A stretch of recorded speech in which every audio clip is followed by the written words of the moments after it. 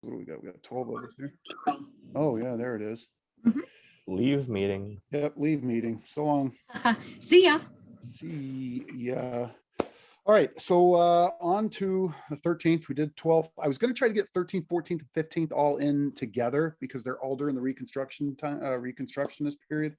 But the 14th is really long, and there was no way that I was going to fit probably the 13th and 14th in. So I'm going to have to split them up.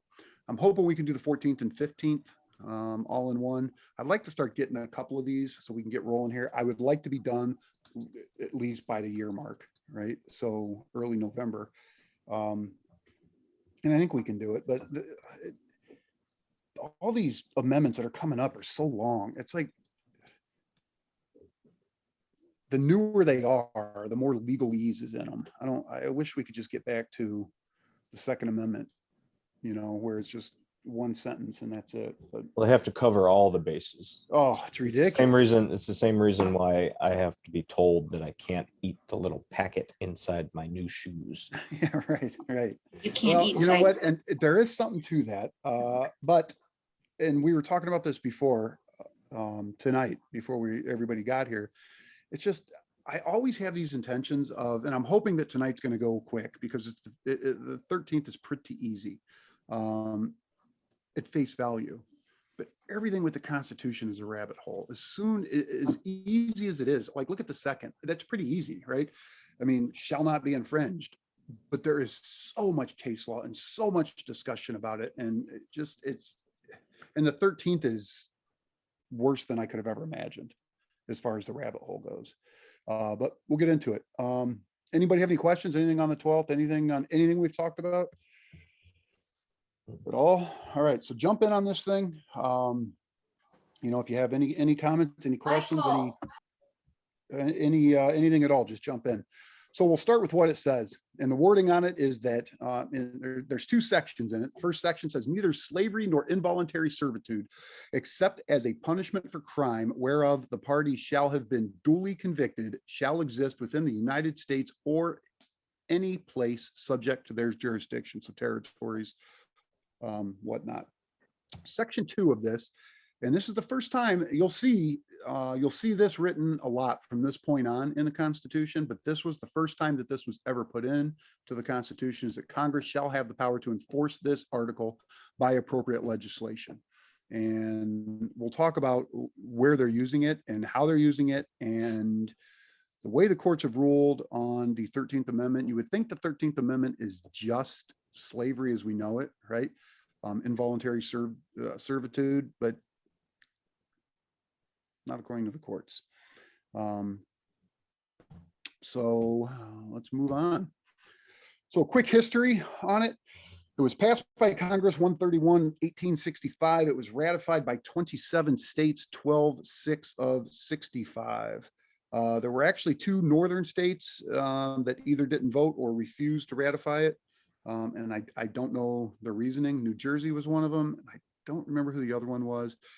And the other ones that would not ratify it were southern states. And a little interesting, we'll talk about it in a little bit. But the state of Mississippi did not ratify the 13th Amendment until 1995. Then there was a clerical error after they were somehow coerced or forced to finally concede that slavery had been outlawed. And the clerical error resulted in them not reporting that they had ratified it to the United States archivist. And it was not actually entered into the books until 2013.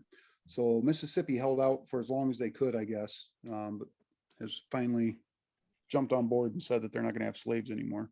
I don't know. So you're saying there's a chance. So you're saying... So 13th Amendment was the first mention of the word slavery in the Constitution. Before that, and and we talked about this back when we were talking about the start of this. When this country was founded and all men are created equal, it's always bothered me because all men weren't created equal to them. They owned slaves. They didn't look at the blacks as equal to us at all. In fact, they only counted for what was it, 5/8 of a person, 3/5. Three or fifths. 3/5. You're right, 3/5 of a person. It's just, it's never made sense to me how they got away with that. Recording in progress. They were never held to task on it. Now, I mean, I'll give it to it. States like Rhode Island was the first one in 1777 to outlaw slavery, right? So the northern states started pretty quick outlawing slavery. It was the southern states who held on to it, and they held on to it because they were the ones with the plantations. They were the ones that needed all the work done in the fields. Rhode Island didn't have a lot of plantations. Michigan, Pennsylvania, Pennsylvania had some farming, but the northern states started getting rid of it pretty quick. But yeah, so they left, purposely, obviously left words like slavery out. They would always call it something else, servitude or whatever they wanted to call it, but everybody knew what it was. Indentured servitude. Indentured servitude, right? There was always a cute name for it, but everybody, like I said, everybody knew what it was. 1807, they stopped the importation of slaves, but they still allowed slavery to continue. Now, we got rid of it pretty quick. When you're talking, I mean, when you look back, how many nations had slavery going on, and for how many millennia, we got rid of it pretty quick when we started this country. But so it changed Article 4, Section 2, Clause 3. If you guys remember that, when we were talking about Article 4, no person held to service or labor in one state under the laws thereof, escaping into another, shall, in consequence of any law or regulation therein, be discharged from such service or labor, but shall be delivered up on claim of the party to whom such service or labor may be due. So people would, slaves would escape the South. They would get up into the North. They think they were free. Not so much. Constitution held that they could be, as soon as somebody came up and laid claim on them, they would be taken back. No due process, no anything. So the 13th Amendment changed Article 4, Section 2, Clause 3, actually got rid of it, where that was no longer the case. So the Emancipation Proclamation, big deal. It is not as big a deal as I was always led to believe it was, though. So the Emancipation Proclamation took effect. Lincoln figured in 1863 that the North could crush the South, could crush the rebellion by freeing all their slaves. So what it said was that all enslaved people held in the states then in rebellion against the United States shall be thenceforward and forever free.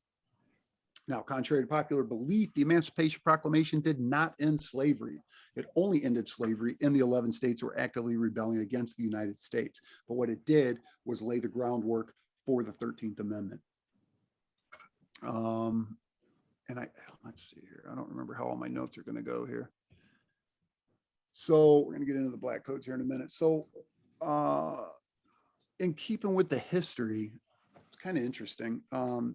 So Lincoln never saw this thing come to fruition, right? He was killed while it was being talked about and before it was ratified. So he never saw it actually get ratified. And something I didn't realize is that Lincoln was killed just days after he had brought up limited suffrage for African-American males in the South. So Lincoln had brought up the fact that he wanted to explore giving blacks the right to vote down in the South. 2 days later, he was assassinated, which I never knew. I learned a lot doing this. Anybody got anything? I know I'm whipping through things quick again. Nothing? I would think the plan, though, I think that just the timing on that kind of misleading, though. I think the plan was probably already in action, just the way communications and everything was back then. Well, Yeah, the they assassination? didn't. Yeah, they didn't come over the assassination. Oh, no, right. Yeah, it's It not like wasn't just he because said of voting rights of black. That's it. That's the final straw. Let's assassinate him. Well, you know what, though? I mean, because that was a big straw, though, man. I mean, Oh, yeah, no doubt. I agree. That was probably already, I mean, the Civil War was winding down. They had already won. The Union had crushed the rebellion.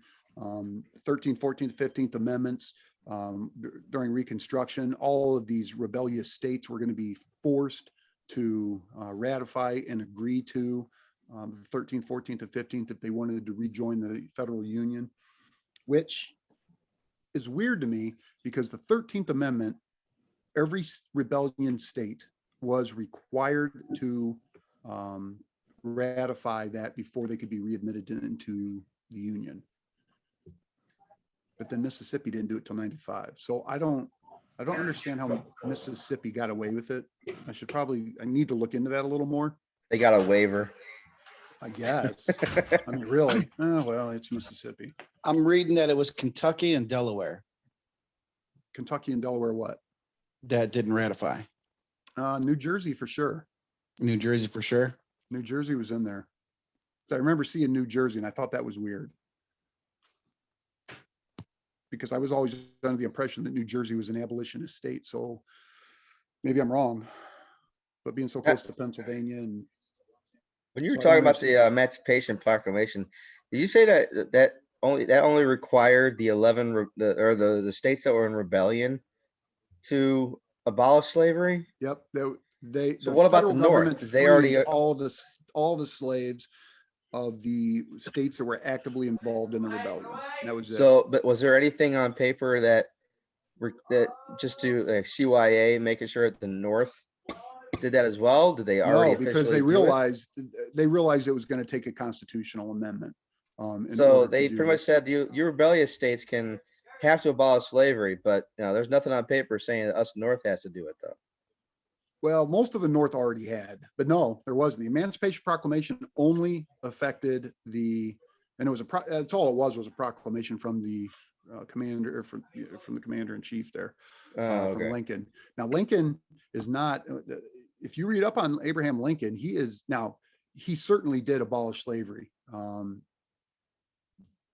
I mean, obviously the 13th Amendment went through the process, but without Lincoln, this would have never come to fruition. The Civil War probably wouldn't have been fought. But he was torn on slavery throughout his whole career. I mean, he was trying to walk that fine line, trying to keep everybody together until finally it didn't. But he wasn't just, going in there with guns blazing. He was going to get rid of slavery. That's just not the way it worked. And the Emancipation Proclamation kind of shows that. I mean, it was just, and I'm sure that his intentions were good. I'm sure he's a moral man. Nobody's going to take that from him. But they really did believe that by freeing those slaves, that it was going to help the war effort for the North. So, I mean, there was I think his heart was in the right place, but I think, the political atmosphere at that time, I mean, it was also very dictative as far as he knew he was probably gonna burn some bridges. Oh, sure. For sure. I mean, because that's how the world worked back then. That's a big cross to bear, man. Big burden, having to be the president that's going to take that on.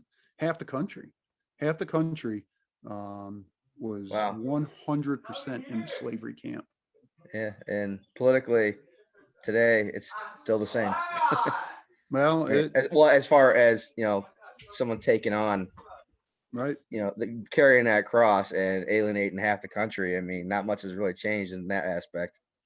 No, and that's, up until the Civil Rights Movement, even after the 13th Amendment, 14th Amendment, 15th Amendment, all these things that were given the African Americans, the protections. And I mean, if you read some of these books where they interviewed some of these people and some of the stories, nothing changed for them. It changed on paper, but until the Civil Rights Movement, man, there wasn't a whole lot that changed for them. Their life was tough. Now, I'm not one of those that believes, look, I know racism exists. I know it does. I know there's racist people out there, but I do not believe that systemically it is as bad as we are being led to believe. I mean, we have come a long, long way. And I mean, the 13th Amendment started it, and we had work to do for sure, but I know a whole lot of successful Black folks, man,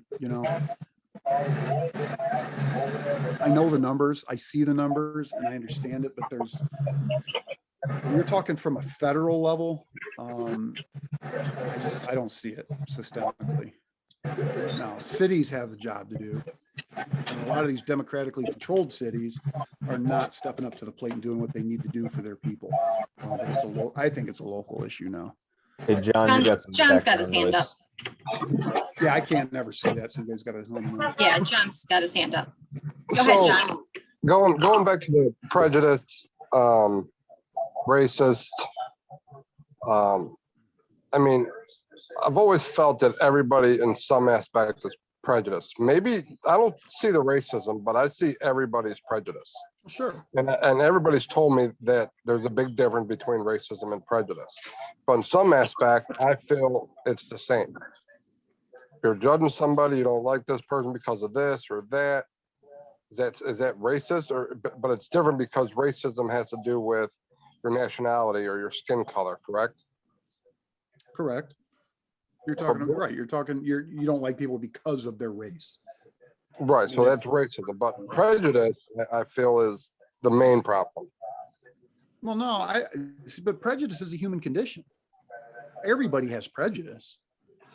I mean, I don't. But what's the difference?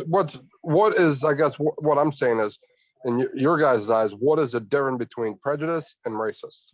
I would think prejudice is not founded or not based on race in particular. It's based So that's off the of, only difference, though. But all the other fundamentals are the same, correct?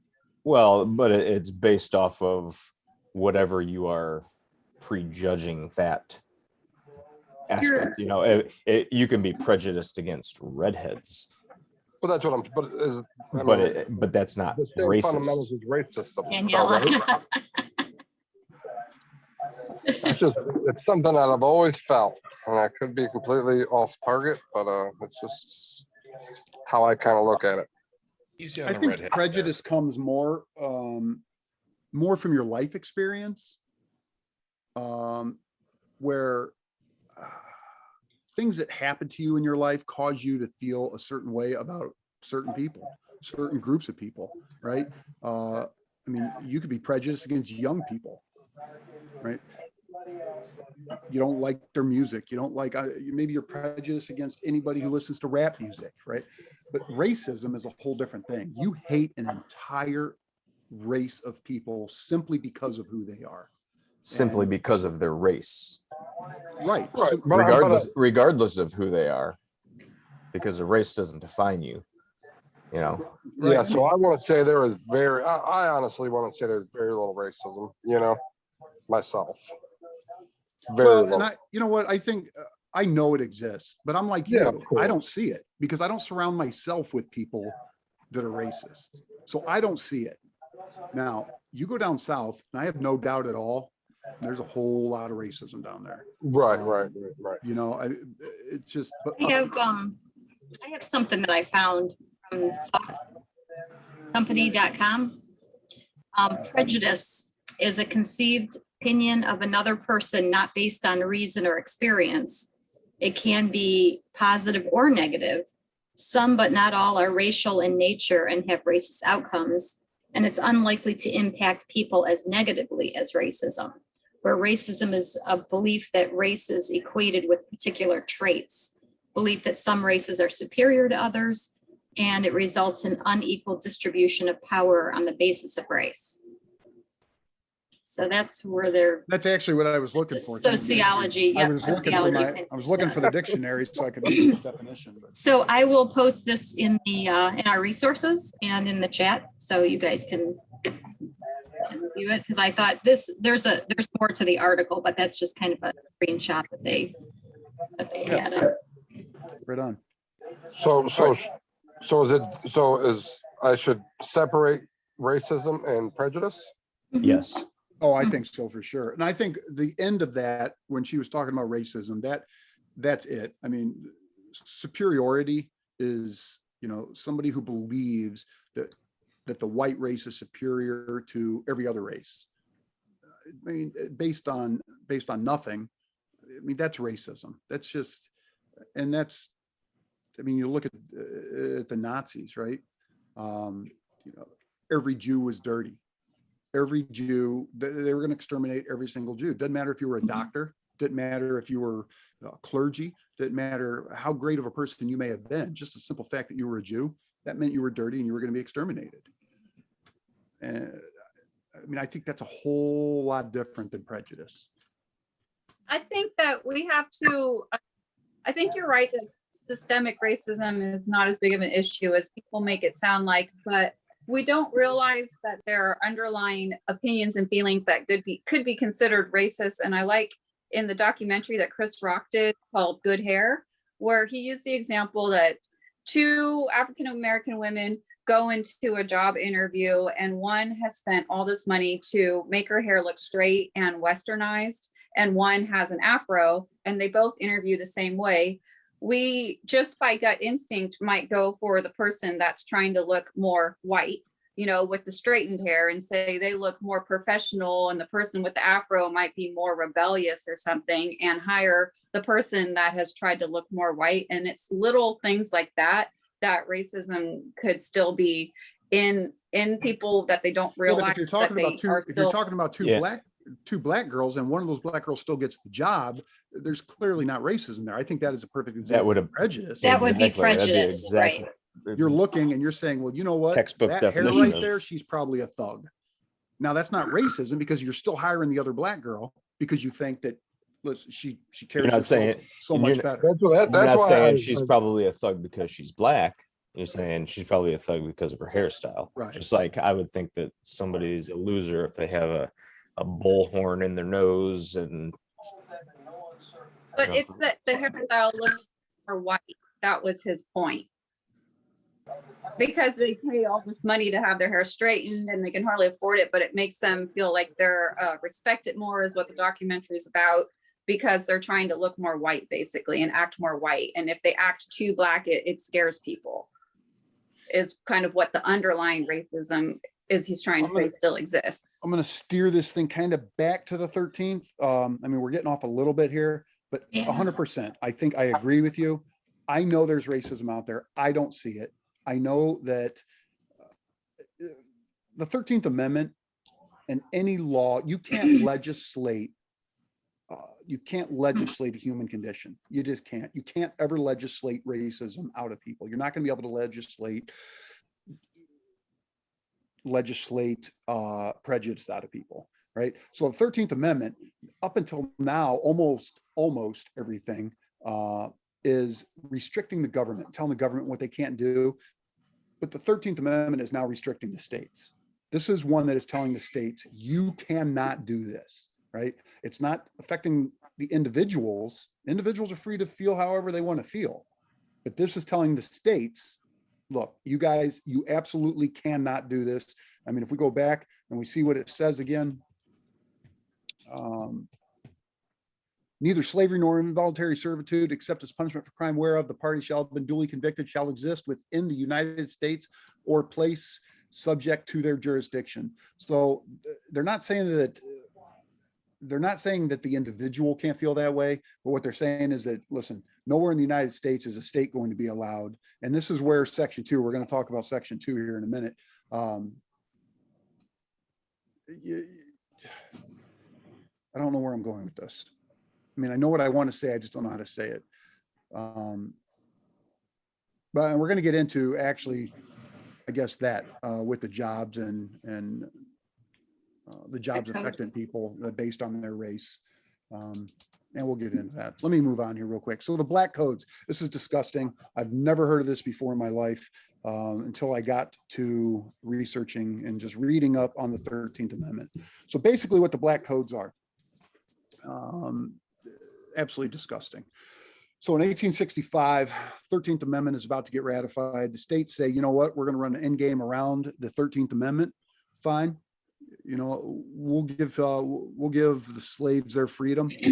However, what we're going to do is we are going to now make laws at the state level that only affect the black folks. So Mississippi, shocking, and South Carolina were the first ones to enact black codes. Now, basically what these did was that they they mostly affected the way blacks could work. Mississippi law required that black people have a written evidence of employment for the coming year each January. So they had to lock themselves into a contract. If they left before the end of the contract, they would be forced to forfeit all of their earlier wages and were subject to arrest. Once they're arrested and they're convicted, now they get what? Slavery is legal again, right? That is the exception, is those that are duly convicted. But these laws only applied to the black folks. The codes granted certain freedoms to African Americans, including the right to buy and own property, marry, make contracts, and testify in court, but only in cases involving people of their own race. Their primary purpose was to restrict black people's labor and activity. Black people who broke labor contracts were subject to arrest, beating, and forced labor, and apprenticeships. That's what they called them, apprenticeships. Apprenticeship laws forced many minors, either orphans or those whose parents were deemed unable to support them by a judge, into unpaid labor for white planters. Passed by a political system in which black people effectively had no voice because they were not allowed to vote, the black codes were enforced by all white police and state militia forces, often made up of Confederate veterans of the Civil War across the South. There was I'm missing one here that I wanted to mention. So most of these, here it is. So in South Carolina, there was a law that prohibited black people from holding any occupation other than farmer or servant, unless they paid an annual tax of $10 to $100. This provision hit free black people already living in Charleston especially hard. Obviously, Charleston did not have any farming. They were only allowed to be farmers or servants. So now they're only allowed to be servants, right back into slavery. In both states, black people were given heavy penalties for vagrancy, including forced plantation labor in some cases. So that is how these states, and now those were the first two states to pass it. It ran through the southern states, these black codes. And hey, you don't like your state, move. Right? yeah, right.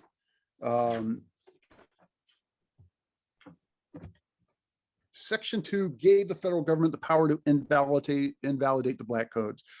So Section 2, let me read that one more time.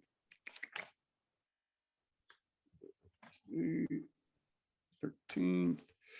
Congress shall have power to enforce this article by appropriate legislation. So what it says is that Congress basically can make any law that they need to make that will enforce Section 1 of the 13th Amendment. And they did. The Civil Rights Act of 1866 invalidated the black codes, and they have continued to use that. The courts seem to have decided along the way that it is not just involuntary servitude is slavery, but systemically, that systems that are keeping African Americans down, not giving them the chances that everybody else has, is slavery. And that's how they were invoking the 13th Amendment on these things. And they were able to pass these laws, the civil rights laws, the civil rights acts. And I'm not saying they're all bad. I'm just saying that it seems to me to be getting a little out of control, or was getting a little out of control. There's still talk, well, and we'll get into discussion here now. So modern discussion. So what do you guys think on the 13th Amendment, how it's being applied today? Is there anything going on today that you think could be a 13th Amendment issue? And don't think just African Americans. Well, because definitely, nowhere does it say, like, nowhere does the 13th Amendment say blacks or African Americans. Neither slavery nor involuntary servitude, except as punishment for a crime, Whereas the party shall have been duly convicted, shall exist within the United States or any place subject to their jurisdiction. Nowhere does it say just African Americans. Well, I think that like in corrections class, we had a lot of debates on the ethics of inmates being forced to do labor. And I guess like today, there's still a hot debate on like if it's ethical or not, but it says that right there in the Constitution that basically does. if they're convicted, they can do labor. So it Oh, there's- seems like You look that down would, south, there's if it still was a chain federal gangs. prison and not a state prison, nothing debate, right? Yeah, I don't know. if And then anybody- I guess How are they far going to as have, how are they even going to have a leg to just- stand on with that argument though? I mean, it's right there. well, okay, Cruel so and if unusual punishment. it's in, yeah, Well, now that's a whole But I- separate issue. as Right. today, colleges discriminating against people based on their race, like I had happened to me with not getting textbooks because I'm white and stuff like that, when other people could have textbooks that were not white. So stuff like that is still happening. Well, that's a far cry from slavery though. No, but I'm just saying, like, how do we apply it to today? I guess my question is not about slavery, but it's about the part in Amendment 13 about punishment for criminals and if that's ethical or not. And I would like to know, like, if there are case laws debating it that have been successful, or if because it's in the Constitution, it's just always shut it down and you can make inmates do whatever you want for labor Pretty much. in federal prison. Pretty much. There's still chain gangs out there. So I think Jeff's right. I think the only argument you would have is cruel and unusual, but no, I mean, you've got the prison laundries, right? Those guys have to work. You've got, those guys are making license plates. They're out there picking up trash. Making 10 cents an hour or something like that. Right. But I mean, that's just, yeah. And I know that's been brought up. There's been cases and obviously it's still going on. The Constitution is clear on it. And that seems to be the exception to it is, as long as you've been duly convicted. But what about, so there is a lot of people that have brought up, now the Supreme Court has upheld it, but the draft, right? It's involuntary servitude to the federal government. And the Supreme Court's upheld it, but it is involuntary servitude. There's no punishment for a crime where anybody's been duly convicted.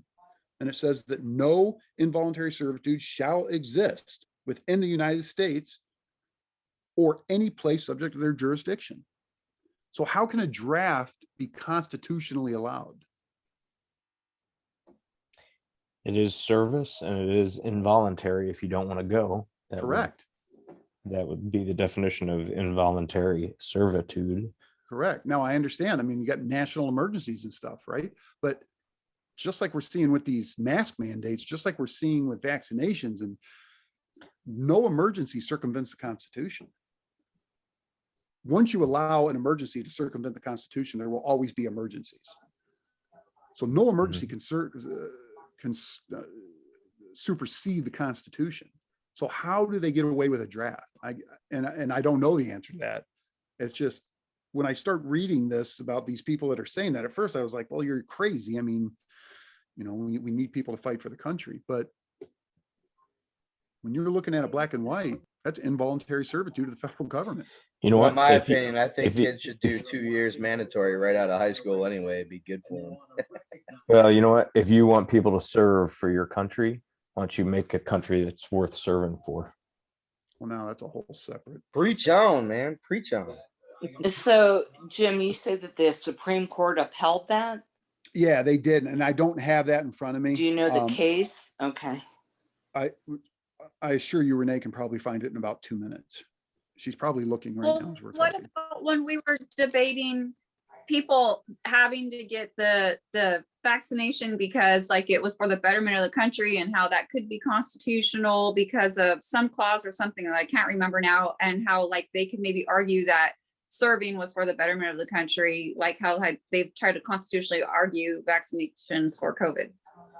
Like what was that But there clause? is I don't no, remember. but there is no betterment of the country exclusion to the Constitution. It's the health and well-being Something with the that I have to look it up. Sorry. But we've debated this already with vaccinations, and maybe they could like apply it to such, but I have to look it up. Can't remember which one it is. It's guaranteeing life, liberty, and happiness through health, essentially, for the But the vaccines. preamble doesn't like, yeah, that, Yeah, I don't agree with that. I don't. I mean, if I want to make an individual decision to die from COVID, I should be allowed to make that decision. Now, I understand what you're saying, that, well, your decision is going to affect everybody else, but well, we're going to get in. That's a whole nother rabbit hole. I just think it's interesting. I'm all for a draft during a war. I mean, I am military. I believe, but looking at the 13th Amendment, I just don't know how it's involuntary servitude. I don't know how you get around it. Just because and remember, just because Supreme Court says something doesn't make it right. They make a whole lot of bad case law. And that's one of the things Article 5 Convention, is looking to do, is be able to overturn Supreme Court decisions with the correct number of states that want it overturned. I don't know. What do you guys think? What do you think on the draft? Chris, what do you think? You were military. Call Coast Guard military. Oh, that's right. Chris was What? Coast Guard. Never mind. Is there anybody who was in the military here?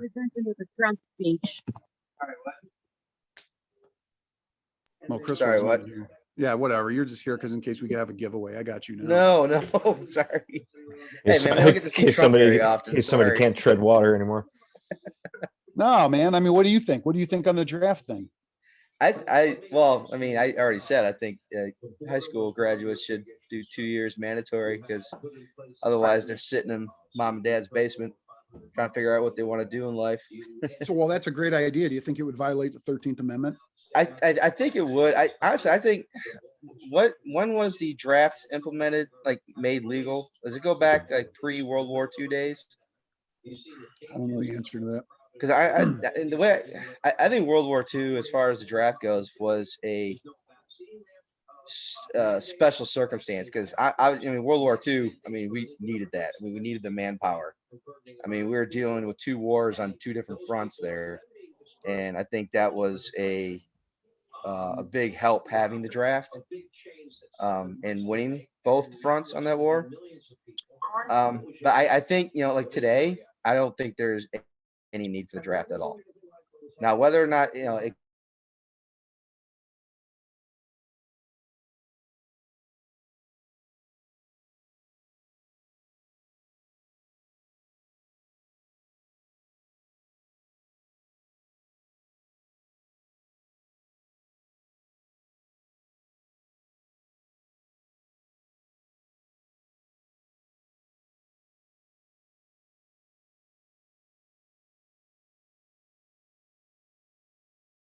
Vietnam. That's right. That's right. Yeah, we're coming back. So- They keep saying, that there was, and you're right. I mean, they keep saying that we're coming back off a 20-year war. And I'm like, Oh, the it war was on different. It was a terror. we never different declared kind a of war. war. We declared a war on terror. No, honestly, we've How about- actually been under a what do they call that? Declaration of emergency, or whatever they. What is that? Conflict. State of conflict. Since 9/11. I mean, we've been under that declaration since 9/11 happened. It never went away. All right. So to answer your question, so the last amendment was the 27th. And I never realized this. I thought it was the 26th. No. It's the 27th Amendment. There's 27 amendments total. But the 27 27th was books in the New originally. Testament. What's that? 27 books in the New Testament. Oh God, here we go. It's Mr. Religious. So And I can name every book of that by heart. the 27th Amendment was originally proposed September 25th, 1789. It was ratified May 7th, 1992. So Okay. I mean, well, I think there answers your before question. that, though, the 26th was 1971. So it's And been a while since it there's has been been a any new while. amendments. And there's a whole lot of stuff that we could be putting amendments up for. Yeah, and there's been a lot of changes in the since '92. I mean, and that's why I've always believed that the Constitution is a living, breathing document, and and a lot of things, some of the stuff needs to catch up to the times. So I think there are plenty of amendments that can be passed today that would, especially with technology and everything the way it is today. Like that's a big See, thing I don't right know there. if living, breathing is what, I don't know if you mean what you're saying there. Because Well, if you believe that the amendment process, that is not living, breathing. The So, Constitution itself is a foundation, whereas amendments are the living, breathing part of the document.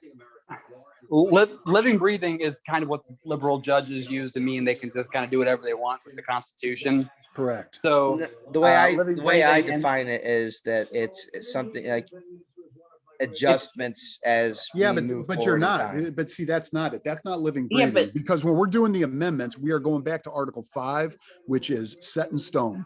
This is the process for amending the Constitution, and we're going to follow the fifth Article 5. Oh yeah, no doubt. That's why you have Well, the and- Constitution itself that's your foundation, whereas the amendments are, like I think things Brad's come right. up. I think when you're talking living, and breathing is when the judiciary says, well, you know what, back in the day, that's probably what they meant, but we're going to say now that Exactly. this is what they mean. Well, that, Right. Legislate from the bench is Right. living, And breathing. Yeah. if you read what Daniela posted about when the Supreme Court upheld the draft, it was at the time that we declared war. It was World War I. Well, how about this? What if we changed the draft law to say only those registered voters of the same party affiliation as the commander in chief are eligible for draft? Yeah. Yeah. So if you have a Democratic Democratic president, only registered Democrats. are- honestly, I Well, would love, that's one way that's to actually, wipe out you know a. what, that's actually pretty interesting. That'd be one way to yeah, wipe out yeah, your yeah. entire opposition party, though. yeah, Well, as yeah, they're moving but forward hey, with- But You know now what? you've got, if Joe Biden decides that he wants to go to war, or Donald Trump wants to go to war based on his Republican policies. now that they're pushing There you go. for women to register for the draft, like that's looking in that direction. I honestly would love a constitutional amendment where if you don't register for the draft, you don't have the right to vote. So it says that Congress can declare war and raise armies, and that's why the Supreme Court said that it was constitutional to draft. Mm, But yeah, that there's- was at the time of World War I as well. boy, I would Hey, disagree with Brett. that. If that's what they said, then I think that's bad case law. And Brad, I would wholeheartedly disagree with that, even though I feel your heart's behind it. Well, and I was just if going you to say, I mean, if you because were now not eligible to vote, then how would you be able to amass support to vote against that? I don't know. I don't want women to have to register for the draft. I don't. But if it goes in that direction, listen, I got 3 daughters. I'm with you. yeah, I don't want women to have to register for the draft. But if the feminists push it there and they get their wishes and they have to register for the draft, well then every person in America at the age of 18 has a choice. Register and participate in our democracy, in our republic, participate in our republic, or don't. If you're not willing to fight for the country, I don't want your vote. If you're not willing to sign the That piece would of be paper, that would take a whole lot, though. I mean, because you've got it would. It's not realistic. They're never going to go for it. This is just one man's opinion. I see where you're going. My opinion, I mean, if you are going to have the draft there, so 2 parts to it. Like I said, I think the draft is necessary in certain circumstances. When you're involved in conflicts, like in Afghanistan type thing, I don't think it's necessary to be drafting people. But when you have a World War II type situation, I think a draft is necessary because you're going to have people not wanting to fight. And especially with the case of World War II. Now, granted, different times. I mean, that was 80 Yeah. some years ago. Okay. We fight wars much differently today. So, but I think, bodies actually, to say it bluntly, bodies helped in that world, that Yeah, world oh, yeah. war. And then on the other, as far as women registering for a draft with the selective service program, yeah, I think if men have to, women have to. I mean, everybody's saying, equality and, and women are just as capable to be. I mean, how long ago they just put women in combat situations? I think it was under Clinton. Within the last 10 years, it was after that. I think it was Obama actually. But I Okay. guess the question So still if they goes can be back. if they can be put in combat situations, then they should be have to register for the selective service. But the program. question still goes back, should it be a violation of the 13th Amendment? I missed the whole If you are thing. so I don't- making I- people, if you are making people involuntary servitude to the federal government, I think is- it's just, in case of an emergency break glass situation. okay, but there is no No. emergency break glass exclusion to the Constitution, exception to the Constitution. What if there's that's a the pandemic pandemic? right now? What's that? Why that's the Pandemic. pandemic right now? Well, I mean, all joking aside, that's what I was saying before, right? I saw that sign somewhere on Facebook here in the last few weeks, where if you allow the government to suspend the Constitution for an emergency, they're always going to find an emergency. Okay, how about this then? Here's an idea. So the president has to go to Congress in order to declare war, right? Well, Congress has to declare war. Right. So Theoretically. the president would do a big thing with Congress and explain his reasons on why he thinks he needs to declare war, and then Congress votes and passes on it, right? So do the same thing with the draft. Well, So that way the draft is not always in effect, but except there where the under declaration of war. Constitution allows Congress for to the make declaration laws. of war to go that route. The Constitution does not allow for that to happen. But the Constitution, that amendment says that Congress is allowed to make laws to enforce it, right? Wouldn't they also be allowed to No, make I don't- laws to? No, they can't. They Affect can it, never pass a no. law that's just the Constitution is the supreme law of the land. They can't pass laws because then what's stopping them from passing gun laws? If they're allowed to just pass Well, laws then to how change the Constitution, But then how can? Well, can you go back to the clause, the second part I of that? mean, the whole thing about the amendment is in relation to you being Section 2. punished for a crime. Congress shall have the power to enforce this article by appropriate legislation. enforce. Congress has the power to enforce Section 1. It doesn't say anywhere that Congress has the power to change Section 1. Right.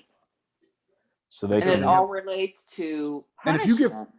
give Congress the power to change even one amendment here, then what's stopping Congress from giving them the power to change anything? They could change the Second Amendment, change the First Amendment. You know what? We don't like the way you're talking. We're going to pass a law now. I mean, that's essentially what it is. I completely agree with you. Found what I was trying to remember before. It was the common good that they enacted when I was saying like, oh, maybe they could say like it's the vaccinations for, comparing it to like the betterment of people. What I meant to say was that they had the whole common good thing with vaccinations for the Spanish flu, where states could force vaccinations because it's for the common good. And I was just wondering, like, if they could say drafts are for the common good, even though that's the state's decision, not federal, like maybe states could say, Well, where's the common good exception in the Constitution? 19, what year was it? It was a Supreme Court decision where states can have, in like the early 1900s, states can have the right to force vaccinations. And I Yeah, can but That might And have been so- during like the 19 teens or whatever when Spanish flu was going on or something. Yeah, so I was just thinking like maybe states could say the draft is for the common good because this was a states' rights ruling by the Supreme Court. And then states could make Okay. you go to draft Yeah. because Okay, so I guess again, But I'm the- gonna fall right back The on, so this is, 13th Amendment specifically says it's related to being convicted of a crime, right? You cannot be in servitude unless you've been punished for committing a crime. So all these other reasons, the good of the country or the good of whatever, have nothing to do with what this says. well, and I'm gonna go back to the slippery slope argument again. So the common good, if you allow them to get away with the common good for vaccinations, now we're gonna allow them to get away with the common good for drafts. What is stopping them from getting away with, listen, gun violence in this city is at an all-time high, right? So what's gonna stop them now from saying, you know what, for the common good of this country, no more guns are allowed? Common good, no free speech. Common good. You know what? Every time we have these free speech rallies, there's violence. For the common good, we are no longer going to allow free speech. Workers are at a shortage. For the common good, we need to reenact slavery. Right. So, I mean, I understand, Danielle, I get what you're saying, but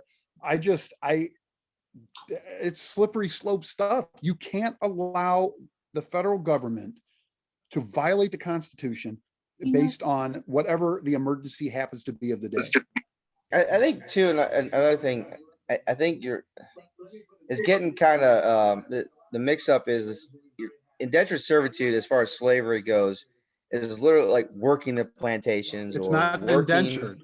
It's not indentured. Nowhere in there does it say indentured. Mm-mm. It's involuntary. Big difference. Okay, well, I guess that's the language there. I guess technically, if I'm a judge and I'm going, well, doesn't say indentured. It says involuntary. So you are telling I do not someone want to go in the you army. have to join the military. I don't want to. You don't want to, then I mean, You have to. yeah. I don't want think to. if Then we're you're going to put you in splitting jail. hairs- I mean, If you're how is splitting that? hairs, draft is illegal then. So to answer your question, it's the 1905 case of Jacobson versus Massachusetts, and it was smallpox, not Spanish flu. And it gave the states the ability to do that common good determination, which I just was wondering if they could apply to the draft statewide instead of federally. Renee, you still around? She nodded her head, yes. Yes, I'm here. I'm Oh, just trying to get my, Hey, can you? what do I need to look up? Can you look up that common good, what the test is for the common good? Jacobson versus Massachusetts, 1905. Common good, states' rights. While she's looking that up, I will say though, all right, I will amend my answer to your question. So if I split hairs and it says involuntary, then, and if I'm a lawyer or if I'm a judge and I see that involuntary, then yes, I will side with the draft is illegal. My personal opinion is that I think it's necessary in case of an emergency only. But that's just my personal opinion. What declares or what defines an That's emergency? the problem. Well, again, my personal No, yeah. opinion, it'd be something similar to a world war, where Well, we something need people similar to to a help world fight in the war. front. Like a There's- pandemic? Everybody who's already signed up, they're all dead. We need people to fight this war, or we lose. I implement a draft. That's just my personal opinion, though. Otherwise, we Mm. become communists. Article So 5. you want me to find the test That in the definition is communist. condition? Yeah, is there a For the common common good, though. common good test that the states have to, you know what I mean? Is there some kind So of, here's an article about the common good theoretical content, practical utility on Daedalus, and I'm going to go ahead and share this it's very long. There's a lot of information in here, but it does tie it back to the preamble and the common good to repeat is no guarantee of social or political harmony, blah, blah, blah. Controversy over the common good can even raise an issue on which moral philosophers have been long divided. Continuum of contestation. I mean, there has to be. And then there has to finding be some common kind of good. test. Yeah, let me. The state can't just declare that they're doing something for the common good. There has to be some kind of test where conditions are met by the Supreme Court ruling. One of those algorithms, the little squares, if this, yes, if that, Right, no. exactly. A little flow chart, right? There you go. Where you get to the bottom. Okay, let me see. Is that some liberal college? Well, again, it's about that you just posted? smallpox vaccinations in 1905. It's talking about the draft. I was just asking if you could apply that draft. Maybe it's a good concept. Who is it? I got it. You got it. Okay, thanks. And if it makes you feel better, the first people I would draft would be members of the mafia and the Sons of Anarchy Motorcycle Club. Oh, It'll be over before it gets to anybody else, so it'd be good there.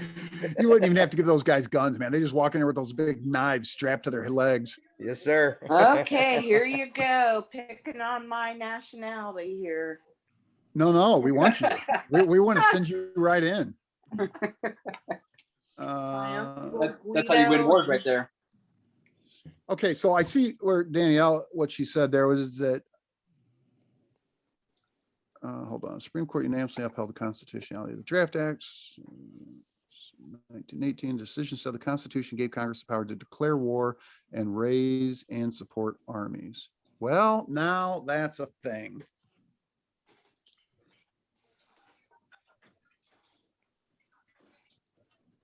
That might be a thing.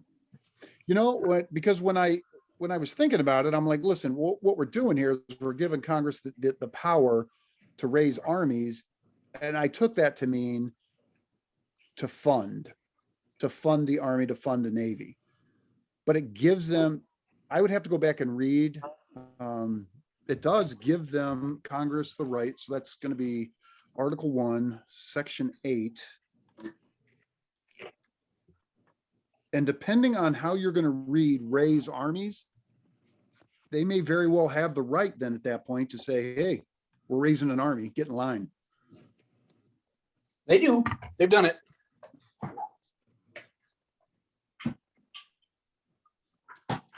Yeah, but how effective would somebody be that does not believe in the cause? Oh, they're being not. forced to. Oh, that's a whole other. Yeah, that's a whole, right. They're not. I mean, it's. Let me assure you, there's people that believe in the cause that are not very effective that I work with every day. Don't you worry. All right. So, and that's what it says. So I don't know what clause we're on here. It is Section 8. To raise and support armies, but no appropriation of money to that use shall be for a longer term than 2 years. I remember this. We talked about this before. It's ringing bells with me now. All right, see? It's coming back full circle. It is, yeah. We circle okay, so back. You can declare war, but if the cause isn't worth it every 2 years, we can just defund it. Jen Psaki would be proud of you. Aw, circle back. Yeah, but then we go back to when have we declared war? It's been years since. Oh, yeah, we declared haven't war. declared war since. World War II was last time, I think. Right. Yes, FDR. World War II. I feel like the president's like Michael Scott. I declare bankruptcy. So what do you guys think? So, okay, so if we go back to this, to raise and support armies, all right? So to raise armies would be the draft, get in line. To support armies would be monetary, I would think. To raise and support armies, but no appropriation of money to that use shall be for a longer term than 2 years. So you can raise the army. You're going to have to pay these soldiers. So you're appropriating money to pay these soldiers. So do you think constitutionally the draft could be, your term could only be 2 years, right? Mm-hmm. Yeah, actually, I do believe that is the term for a drafted soldier. I think it's 2 years after training. Unless it's renewed. If the draft is, or they just re-up the draft again after 2 years. I mean, there's nothing saying that they can't do it again 2 years later. Right. Or actually, you know what? There's think- nothing. There's Although nothing you remember saying when we that you talked can't- about this, it says to provide and maintain a Navy, but it doesn't say anything about the money for the Navy. They don't have to go every 2 years to get reauthorization for the Navy. Yeah, 'cause there was something specific. There was like big concerns about a standing army, and Right. coups and stuff. And that's why it was every 2 years, so they could revisit it, so they didn't have a standing army. So if you draft somebody into the Navy, does that mean they're just there forever? I don't know now. I don't know now. I think to raise armies, I think that's the draft might, I don't know if the 13th would apply because you have Article think 1, it does. Section 8. Yeah, I don't think it does. We definitely talked about this months ago, and it's starting to ring bells with me. And with regards to the 2-year thing, what's out there to prevent them from reenacting the draft every year? I think there's two separate things there. So I don't think the 2 years is relevant as far as the draft. But what I think is funding wise, like go ahead and draft everybody, but we're not going to fund you. We can't pay them. I think that's kind of like a checks and balance thing, and they're not totally related. That's my take on it. I am going to try to look into this. This is pretty interesting.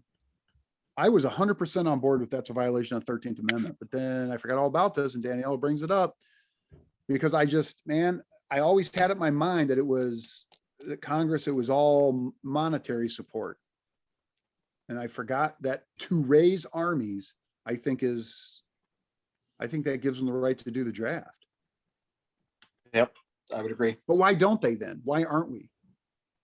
Because Vietnam, it was such a shit Yeah, I show. was gonna say They the never same want to thing, go Vietnam. back to the draft again. Unfortunately, I don't know how sustainable our current model is, but that's another conversation for another day. I wouldn't be shocked if a draft comes back in the next 20 years. It was the cluster F of Vietnam that totally changed all that, especially from a political standpoint and with the protests and the anti-war movement with the public and all that. I think that changed a lot of things. Like they can still do it, but they just also know the ramifications of that. Yep. And it'd be political suicide almost for them. All to right, do I've come something like that around. now. I've come around. I don't know. I don't think anymore. This discussion has changed my mind on that. I don't believe anymore that the 13th Amendment would apply to the draft. Stephen Crowder would be proud. What's that? Stephen Crowder would be Yeah, proud. yeah. No, Changed my listen, mind. man, I tell you guys, I learned every week. I learned something. Ooh, This was a good conversation. University you learned of, them. University of St. Thomas Law Journal, the role of the common good in legal and constitutional interpretation. Here is our document. I'm going to go ahead and share this one. Renee coming through as always. Yeah. Danielle, Just give me nice time to work. research. And yeah, She's our Sherlock Holmes. Daniela makes us think, and Daniela gets the gold star award for today. yeah.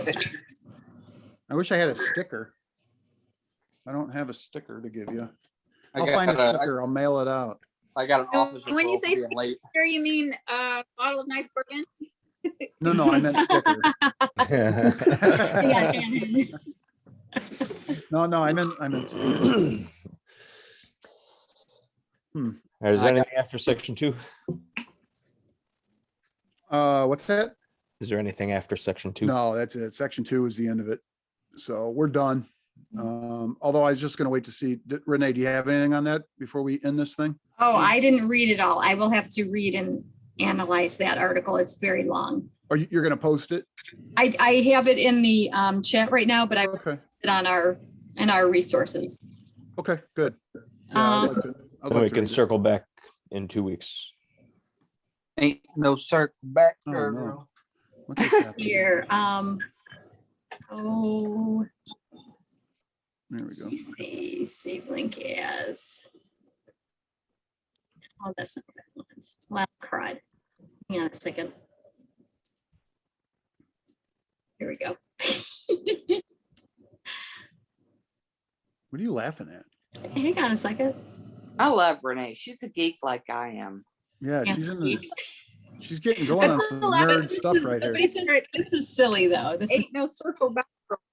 She's nerding out hard. Girl. I am nerding out right now. Hang on. I think that one's more of a philosophical article. I could be wrong, but just a quick glance over, it's more philosophical than law-based, I think. This one is, that one I is, think so. I think so. okay. Well, I was on a, Well, that's like just your Thanks, opinion, so. man. Pretty much. Come on, man. Yeah, Mike. Come on, man. hang on. Okay, here we go. Hang on, let me get, I gotta find my thing. The excitement on Renee's face is like, There you go, Daniela. You got That your, has nothing to do with what we were talking about. No, that's it's her a sticker. She got her sticker. Oh, no. Thank you. I'll Right, take right. it. All right. So, Sorry, it was so, corny. so I guess this is it on the 13th. Listen, if you guys are interested, where I learned the most about the black codes and the stuff I was reading was off of history.com. So if you go on history.com and search for black codes, I would guess that probably most of you didn't know anything about the black codes. You're just going to get mad reading it. It's pretty interesting stuff. And the black codes are really what started the civil rights movement. Started in 1866. So, Rutherford, man. All right. So anything else? 13th, man, we went a little over. I thought we were going to go quick. Every time I say we're going Anything to go else? quick. I was gonna say, anything else for the common good? Just one little comment about the black codes is that No, we wait a minute. already, Don't get a big head because we said you did good. What are we doing here? well, it's just that when you mentioned the black codes, like, I just wanted to circle back to what we discussed before about how there was limitations in the civil rights era of like voting based on how you answer tests and quizzes, and how they continued all the way up until the 60s, and just bringing it back to more recent times, how they continued. And Well, we're we going to get into all that. way. Like I said, Reconstruction was the 13th, 14th, and 15th Amendments, where we're going to get into talking about voting, due process or equal protection. I just thought it was interesting that the black codes started so long ago, but they continued really up until all that weird testing about people being able to vote in the 1960s. Right. No, it did. I mean, there were a whole lot of laws that affected black folks for a long time. Yeah, and I'm just saying that to support your comment that like the 13th Amendment didn't really change anything, and those black codes even continued until the 1960s. So Correct. anyways, post discussion, lots in the Right on. local news. Let's Oh. go there. All right. This was, Post ought to be listen, man, good. this was one of my favorite, I was telling Renee when I got into this thing today that I was grossly underprepared, that I didn't feel like this was going to be a very good one today. And this was probably one of my favorite conversations we've had. Honestly, That was that's what the group conversation is good for. Like when you think you ain't got nothing, the group pulls up and, Right. No, man, that was really creates this some was, good conversation. this was a great conversation. It changed my mind on it. It changed I'm my mind on. saving all my jokes for the post. All right. Yeah, All right. jokes. I will see you guys over there in the post. If nobody else has anything. See you soon. All right.